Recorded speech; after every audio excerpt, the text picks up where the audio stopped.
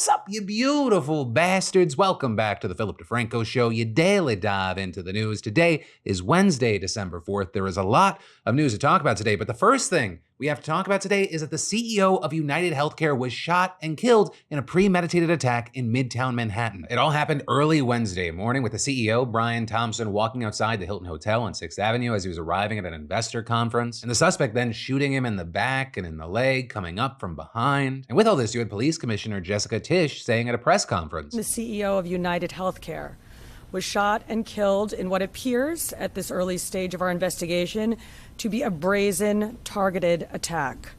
This does not appear to be a random act of violence. It appears the suspect was lying in wait for several minutes. Now, even though it appears to have been targeted, the motive as to why remains unclear because as of this morning, the suspect was still at large. The authorities saying the shooter fled on foot at first, then on an e-bike, and was last seen in Central Park. With the NYPD also tweeting out images of the person being sought in this investigation and encouraging anyone with information to contact them. Or there's even up to a $10,000 reward for information regarding the homicide. Now, as far as more details around what we're seeing, you had some outlets noting the police presence was already high in the area because of the Christmas tree lighting at Rockefeller Plaza. And as of now, with that, it'll go on as planned with a massive security presence. And all of this, as reports say, that it appears Thompson was unaware that he was in any danger as he had no security detail. However, you also had the New York Times reporting that he had recently received several threats, though the nature of those threats are still being investigated. With it also being reported, this is actually fairly common for CEOs of healthcare companies because of their line of work. And his wife telling NBC News that there had been some threats, basically, I don't know, a lack of coverage. I don't know details. I just know that he said that there were some people that had been threatening him. And for some additional background on Thompson and UnitedHealthcare, the company is the largest private health insurer in the country, with the AP also noting that the company is the largest provider of Medicare Advantage plans in the US, with Thompson having been with the company since 2004 and being the CEO since 2021. You also had the company saying in a statement this morning, Brian was a highly respected colleague and friend to all who worked with him, adding, "We are working closely with the New York Police Department and ask for your patience and understanding during this difficult time. Our hearts go out to Brian's family and all who were close to him." And this, as the company is based in Minnesota, you had leaders from the state sending condolences as well. However, with that, I will say online, with his death trending very high, you have many people doing the opposite of sharing condolences. And with that, even though, again, the motive is technically unclear right now, you have some saying that it is shocking that cases like this do not happen more frequently, given how often Americans are hurt by the healthcare and insurance industry. And this, as others pointed specifically to backlash UnitedHealthcare has faced recently regarding controversial claim denial, as well as pointing to a hack on a company owned by UnitedHealthcare that put a lot of strain on doctors, hospitals, and patients. But with all that said, for now, the manhunt is underway, and on top of looking at potential threats, you have investigators also reportedly looking at the possibility of disgruntled or recently fired employees, as well as looking at social media and interviews with family members to get any other insight. But then, in some quickie entertainment news, let's start with Wicked. Because remember how Mattel had to apologize and recall its Wicked dolls after the boxes included links to a porn site? Well, apparently that apology was not enough, because now they are facing a lawsuit. All because, of course, the boxes for Mattel's dolls for characters like Glinda and Elphaba linked to Wicked.com rather than WickedMovie.com. Two drastically different websites. And so now we're seeing this mom in South Carolina filing a class action lawsuit because she says she purchased a doll for her minor daughter who ended up going to that site and saw some things. With the lawsuit specifically saying the daughter witnessed hardcore full-on nude pornographic images depicting actual intercourse. And going on to say plaintiff's minor daughter immediately showed her mother the photographs and both were horrified by what they saw. And the lawsuit adding that the mom would have never purchased the toy if she knew that there was a defect of this nature on the box. And with that, claiming that on top of experiencing emotional distress, they also did not get a refund. And as far as how much money is being sought, they are seeking $5 million for people in the United States who purchase the dolls with X-rated boxes. And so we'll have to wait to see what happens, but this part's just my opinion. I have a really hard time believing this really happened. It feels like a cash grab and one that Mattel opened themselves up to. But like when you actually look at the packaging and you see where this microscopic URL is, I just have a really hard time believing that this actually happened. But once again, Mattel made the mistake. They fucked themselves. They opened their wallet here. But hey, that's the situation, my personal take on it. And whether you agree or disagree with me, I'd love to hear from you. But then possibly the biggest entertainment news of the day, Spotify Wrapped has arrived. Right, that time of year that Spotify lets you know what you've been listening to over the course of the year, and then everyone's sharing left and right. And what we're seeing is, for top global podcasts this year, no surprise, Joe Rogan again at the #1 spot, followed by Alex Cooper's Call Her Daddy. Though what is interesting with those two is that this year they're no longer Spotify exclusive podcasts. So even though they're now being listened to or watched on other platforms, they're clinging to that top spot, which also really isn't too surprising. I mean, they're so big, there's a reason that they interviewed presidential candidates. Which on that note, this past weekend with Theo Vaughn was also in the top global podcasts. And then when it comes to music, shocker, at the top, who could have guessed? This little known artist by the name of Taylor Swift. With her being like the music Thanos, she is inevitable, having a pretty untouchable 26 billion plus streams. And again, that is just on Spotify. But yeah, Spotify users, feel free to share what you're listening to, especially if it involves the Philip DeFranco show on Spotify. And I would share mine with you, but I'm one of those disgusting Apple Music people. And we technically got our version of Wrapped earlier this week. It's called Replay, but no one cares about those. Then taking a quick breather from the news, I've got a great, stylish, thoughtful, practical gift idea for you. Right? And longtime viewers know that I've been wearing Vessis for years, but I still remember my first pair and what a game changer they were in my life. And just think about it. It's pouring outside, but you're still out running errands, dry and cozy, and our sponsor, Vessi sneakers. Because seriously, no wet socks, no stress, just all day comfort. Like I remember one rainy morning when I almost waited out the weather, but I thought, why not? Because with Vessis, facing elements feels effortless, rain or shine. Plus, they're durable and built to last, making them a gift that keeps on giving long after the holidays. Like the waterproof tech, it keeps my feet warm and dry no matter what the weather's doing. And comfort-wise, these shoes are insanely good. Though the real highlight is, they don't look like your typical waterproof shoe. I can wear them on errands or even out with friends and they look great. Right? They go with everything. Jeans, joggers, slacks, pretty much your daily wear. So don't wait, make someone's holidays a little cozier, drier, and a lot more stylish. Just head to Vessi.com/DeFranco today to get up to 40% off. Trust me, your loved ones will thank you. Go grab yours before they're gone. Vessi.com/DeFranco. And then I got a question for you. Let's say, like any good freedom-loving American, you want to buy a fully automatic machine gun, for self-defense. Well, of course, that's very illegal unless you have the proper license or jump through a series of onerous hoops. But what if I were to tell you there's another way to get your hands on one without doing any of the bullshit and the government doesn't even have to know? Where all you gotta do is find a connection on the inside, right? Someone with access to every firearm under the sun and little to no oversight. Or in other words, a cop. Right? Because CBS News investigated this and they uncovered at least 50 cases of law enforcement illegally selling guns over the past 20 years. We're talking sheriffs, captains, lieutenants, and chiefs of police pocketing the cash hand over fist from transactions done online, through dealers, out of their homes, or out of the backs of their cars. With these cases happening throughout 23 US states, Puerto Rico, and DC. And some of the things we're seeing is like one ridiculous case where you had a 3-person police department in a small town in Iowa asking regulators for 90 machine guns, including, I'm not fucking with you, an M134 Gatling minigun, with the police chief there then being convicted and sentenced for personally profiting off the sale of those weapons earlier this year. Then in another case, we saw a police chief, mayor, and village trustee in New Mexico smuggling automatic weapons and tactical gear to a Mexican cartel. And in fact, while this may be news to you, this is a known thing in the criminal world. Criminals are even out there talking on social media and online forums about how to entice law enforcement into trafficking them weapons. And this is, of course, even if they're not being sold directly to criminals, which they sometimes are, simply putting more guns onto the streets can lead to more violence. So illegal sales or personal profit, they're only a small part of a much bigger problem, because it turns out that when police departments upgrade their arsenals or people retire, they often resell their old weapons to firearm dealers. Right practice, which is done legally, open, and at times proudly by police chiefs that tout it as a cost-saving measure for the government. It's often seen as a good option opposed to just melting down the equipment like this. But then with this, you had CBS News, The Trace, and Reveal speaking to over 160 state and local law enforcement agencies to get a sense of the whole scale of this. And they found that at least 145, or around 90%, had resold guns on at least one occasion between 2006 and 2024, with records from 67 agencies showing they had resold more than 87,000 firearms in total, a number that is also likely a significant undercount as many agencies' records were incomplete or heavily redacted. But then, as you might have guessed, we see those guns resurface months or years later in the hands of drug traffickers, gang members, murderers, basically, the best and brightest of our society. With federal data even showing that from 2017 to 2021, nearly 26,000 guns were traced from American crime scenes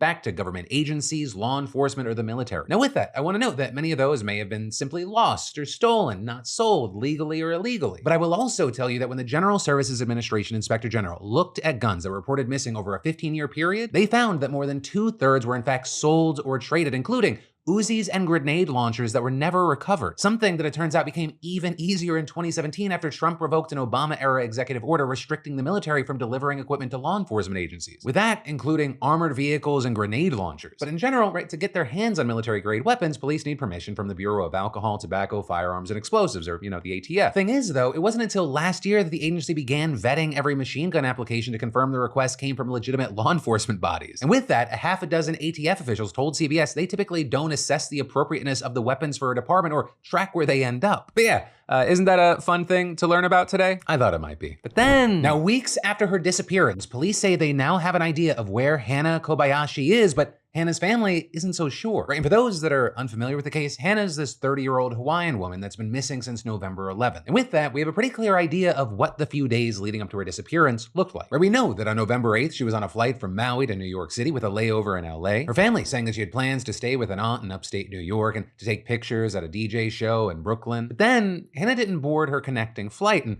the next day, she was spotted at a bookstore in LA, and she made a couple of Venmo transactions to unidentified people. Then, on the 10th, she shared a photo on Instagram of the LeBron 22 trial event at a Nike store. And in fact, a YouTube video went up showing her at the event. Right, and then we get to the 11th, the last day that anyone heard anything from Hannah before she disappeared. They're reportedly texting her mom to tell her that she never made it to New York and sending a couple concerning messages to a friend, reportedly saying things like, "Deep hackers wiped my identity, stole all of my funds, and have had me on a mindfuck since Friday, and I got tricked pretty much into giving away all of my funds." And following that second one up with, "For someone I thought I loved." And with that, you had her sister Sydney saying that some of the last messages that Hannah sent seemed out of character for her, right? Using words she normally wouldn't. And this, a surveillance video caught her at a downtown LA metro station near Crypto.com arena with some unidentified guy, and then boom, she's gone. But then a few days later, on the 15th, the LAPD missing persons unit making a poster about Hannah's disappearance, and the Maui PD saying they were assisting in the search as well. Right? And that's also when Hannah's family made a GoFundMe, with them promising to use the funds for feeding search teams, a media campaign to maximize awareness, and supporting their family, among other things. But then, after that, Hannah's aunt Laura giving an interview with CNN saying, "Our mind is now going to, abduction, and I hate to say the word, but,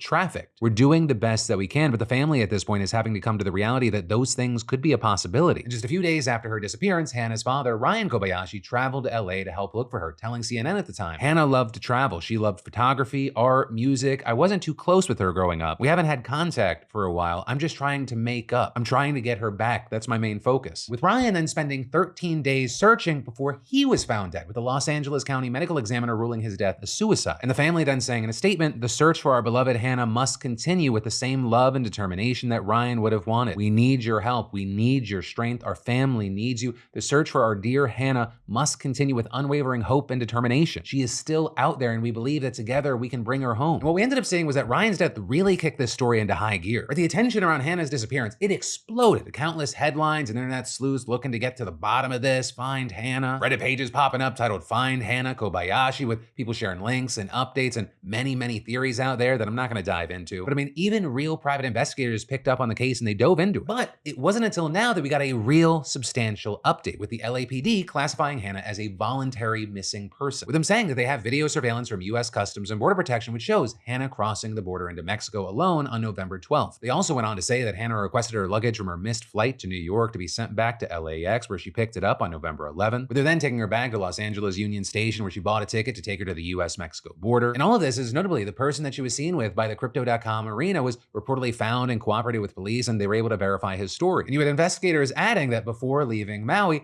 Hannah wanted to disconnect from modern technology, with Lieutenant Douglas Oldfield of the LAPD saying, "We just know that she did not have her phone after she left LAX. We know she doesn't have her phone on her. For what reason? We can't say for sure. But what we do know is that at this point, the LAPD says that Hannah left the country of her own volition, with the chief of the LAPD, Jim McDonnell, adding, "To date, the investigation has not uncovered any evidence that Kobayashi is being trafficked or is the victim of foul play. She is also not a suspect in any criminal activity. She has a right to her privacy, and we respect her choices, but we also understand the concern her loved ones feel for her." And finally here is saying that they wouldn't be pushing the investigation past the border, but will likely get a notification if Hannah comes back to the States. Right, and with that, they implored Hannah to reach out to her family or the US Embassy so that people know that she's safe. Now, notably, with all this was not the ending that many were hoping for or expecting. In fact, what we actually ended up seeing were a number of people online getting angry with Hannah after this update, saying things like, "I have zero empathy for Hannah Kobayashi. If you want to leave, let your family know. She selfishly left the country and pretended to be missing. Her father took his own life while the police spend so much time looking for her." This also as others turn their vitriol towards the family, with, for example, Hannah's sister Sydney saying on Facebook that she had to pull down the page that she made to help find Hannah because they were getting death threats. And all of this is there have also been calls for the GoFundMe donations to be returned. But then, in addition to all that, there are some that just aren't buying this latest update at all, right? Saying that things don't add up and there has to be a missing piece to the puzzle. And some of those people include Hannah's family, with Sydney saying that their family wasn't shown the video that supposedly proves Hannah walked over the border, and their family attorney adding they just reached this conclusion without showing them any footage. It takes a lot more digging and investigation investigation to be able to say it's voluntary. And the skepticism here, it extends outside of the family with, for example, a private investigator and former FBI agent saying that the LAPD should release the video from the border, saying, I think it's entirely possible that the LAPD misidentified a person in this video with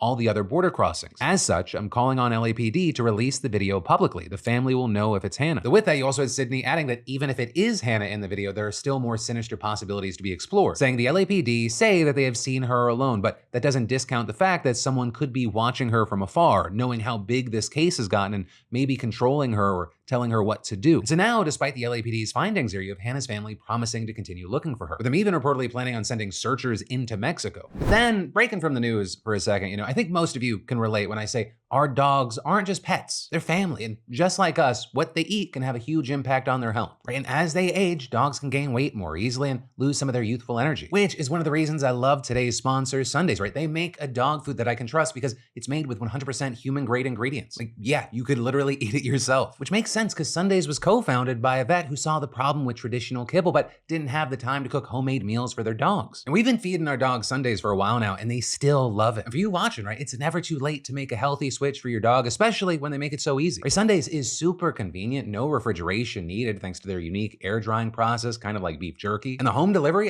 it's a lifesaver for busy households like mine. So if you want to treat your dog to something healthier, head to sundaysfordogs.com/Phil and get 50% off your first order. That's half off premium human grade dog food delivered right to your door. sundaysfordogs.com/Phil. Your pup will thank you. But then, I gotta give you all the updates on the absolutely crazy events that went down yesterday with South Korea in a segment that I will call One Flew Over the Cuckoo's Nest. Right, because quick recap, President Yoon there declared martial law with him accusing the opposition of plotting an insurgency and trying to overthrow the free democracy. So seemingly he was like, not if I do it first, with seeing the opposition and even members of the president's own party quickly urging him to lift the order and vowing to block it. And quickly, thousands of protesters filled the streets demanding that Yoon resign, and 190 of the 300-member National Assembly quickly gathered, with all of them voting to pass a resolution demanding that Yoon lift his order. And very notably there, they gathered despite the military blocking the entrance, with some, including the 60-year-old leader of the South Korean Democratic Party, climbing over a fence to get into the building. And then finally, not long after, we saw President Yoon bowing to the pressure and lifting his martial law decree. And just like that, the craziest 6 hours in Korean politics, at least in a long time, came to an end. Except, of course, now we are seeing all the fallout. Right, today we saw protests continuing, demanding that the president resign and even calling for his arrest. And in fact, with this, the country's defense minister has already tendered his resignation, saying he would take full responsibility. With senior aides to the president, including his chief of staff and national security advisor, also resigning. And then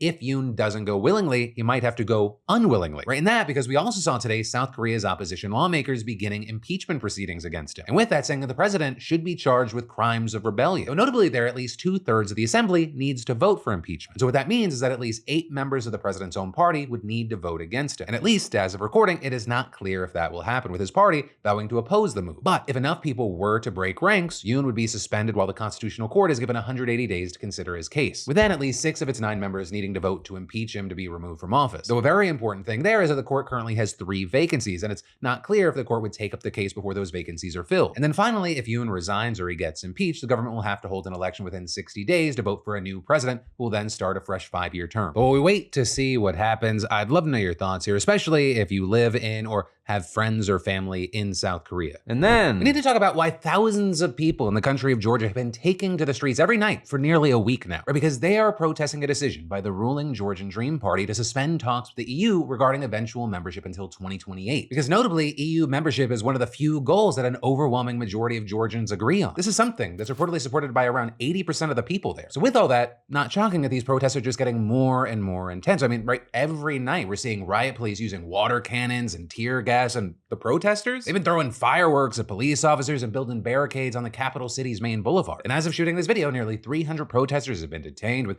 26 people, including 3 police officers, ending up in hospitals as well. As far as the individual accounts, we're seeing things like one man telling the BBC how he was repeatedly kicked in the head even after he had been knocked unconscious, saying, "When I opened my eyes a 3rd time, I couldn't feel my legs or hands. I couldn't even move my head." And then as far as updates today, one of the main opposition parties is saying that one of its leaders has been detained now by police after being beaten unconscious. And the party sharing a video showing the man being carried by the arms and legs by several men down some steps. And a key thing with all this is just the tip of the iceberg, where the Georgian official tasked tasked with defending the rights of citizens, is now accusing police of inflicting torture on people after they've been arrested. With them also saying in most cases they've received serious injuries in the face, eye, and head area, and adding the location, character, and degree of the injuries create a credible impression that the police use violent methods against citizens in order to punish them. Intentional severe violence for the purpose of punishment constitutes an act of torture. But also, with that, now that we are clear on where the situation currently is, we also need to talk about how we got here, right? Because if around 80% of people in a country support a thing, how is chaos happening? Well, you see, back in October, the Georgian Dream Party won 54% of the vote, keeping its majority in parliament. But the opposition accused the party of rigging the vote with Russia's help, and in fact, observer groups documented violations including ballot stuffing, voter intimidation, and bribery that they say could have swayed the election. With, for example, 2 Western firms commissioned by the opposition to carry out exit polls reporting that the outcome made no statistical sense. And all of this leading to the country's president, the leader of the opposition, refusing to recognize the result and now saying she will not leave office until a legitimate parliament convenes to choose another president. And then, along with all that, last week you had the European Parliament adopting a resolution condemning the elections in Georgia as, quote, neither free nor fair, and calling for a redo under international supervision, which then triggered the Georgian Dream Party's decision to suspend talks with the EU, and the Prime Minister saying, the ill-wishers of our country have turned the European Parliament into a blunt weapon of blackmail against Georgia. Though this notably as the Georgian Dream Party has and continues to claim that it ultimately aims to join the EU. But I mean, now more than ever, the opposition and other critics say that's just bullshit. By saying the decision to suspend talks about joining, it's just the latest proof that the country is decisively moving toward Russia. With the earlier evidence said to be things like the passage of the foreign agent and anti-LGBTQ+ laws that the EU said went against its principles. Things that ultimately led to the EU halting the country's accession before any of this even happened. And regarding all this, we've seen examples like one Georgian political analyst saying about Georgia Dream, they got overconfident. They declared themselves victorious in an election, got used to ignoring Western opinions, decided they could ignore the protests, they thought they could do anything. But this notably as they are not showing any sign of backing down. What we're seeing is the party framing this as a power grab and accusing the opposition of planning an uprising similar to Ukraine's 2014 Maidan revolution, which actually started as a mass protest movement and then led to the ousting of the country's pro-Russian president and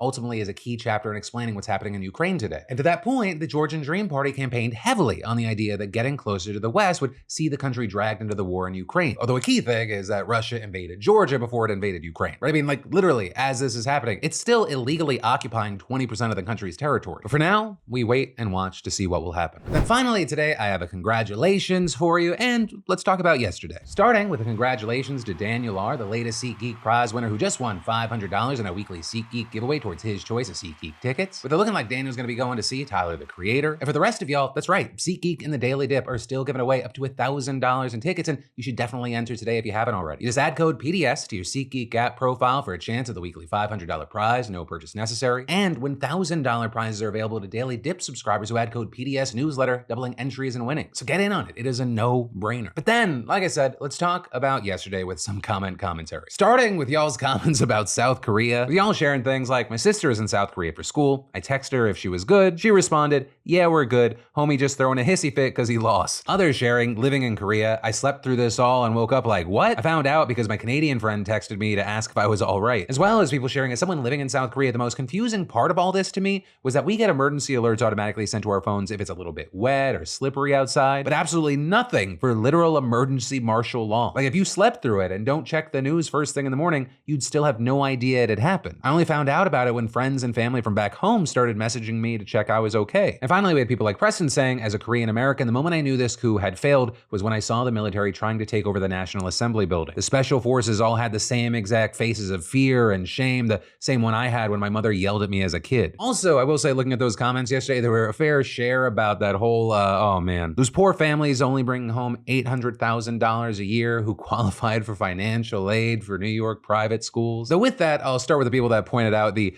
organization of yesterday's stories. With Z saying, the story about the people with disabilities making 25 cents to $3.75 an hour, followed by a financial aid for families making 400,000 to 800,000 annually, is simply peak dystopia. We also had Ryan saying, well, if those people who make 800,000 a year would cut back on their avocado toast, daily Starbucks, and pulled themselves up by the bootstraps, they could afford something that costs less than 10% of their annual income. Also, yesterday I shared when I went to public school that it felt like all my history teachers were also always the basketball coach coaches. But there, y'all were sharing things like, my husband is currently the history teacher, the head basketball coach, an assistant football coach, and the assistant baseball and an assistant track coach. But then bouncing back, people kind of just staring at a private school that costs $60,000 plus a year and just going, what? With M. Levis saying the tuition is 3 times what it costs for an entire college education every year. That's crazy. So there you had some pushing back saying it's more or less on par with Ivy League in terms of cost. And with that, there was a fair share of back and forth regarding private and charter schools and the public school system out there. With Untied Shoes, for example, saying the other reason that there is such high demand for private schools is that public schools are broken to shambles in the city. And claiming especially as Mayor Adams funneled more money away from the school's already paltry budgets to cops that play Candy Crush on the subway platforms while they get that sweet overtime pay. For many families, the choice is either to put their kids in New York City charter and private schools or move outside the city, Long Island, Westchester, New Jersey, to public school districts that get better funding. And we saw some replies there like, oh yeah, I'm a school counselor in upstate New York and I talk to counselors from New York City and it's a really crappy situation with how the New York City system is run. Like they have the Department of Education in every school and parents get teachers they don't like arrested and there are like no protections for any staff and it's just a cesspool of nepotism and people wanting it to not be their problem. But that, my friends, is the end of your Wednesday evening, Thursday morning dive into the news. I am gonna go into a dark room and play Balatro on my phone for just an obscene number of hours, but I will see you right back here tomorrow because honestly, the Philip DeFranco show is the only constant thing you can count on in the world. Death, taxes, and the Philip DeFranco show.